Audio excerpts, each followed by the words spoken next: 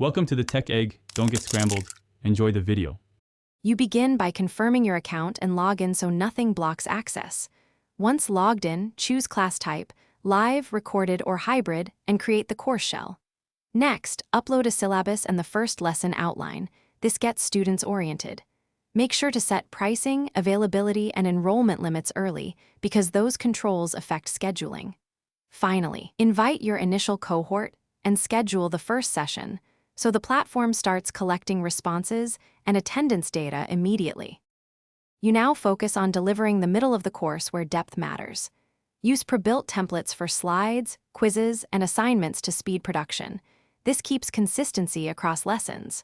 During live sessions, add polls and timed cue to keep attention high, and deploy breakouts for practice.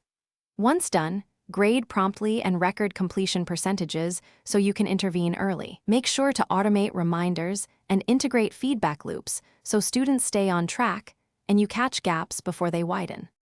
You finish by finalizing assessments and issuing certificates to successful students. This closes the formal cycle.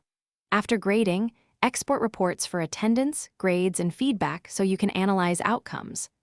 Archive the course, back up all resources, and review analytics to plan improvements for the next run. If something goes wrong, like missing uploads or broken links, first check file permissions and cache. Then re-upload assets and notify enrolled students of the fix so workflows resume without disruption.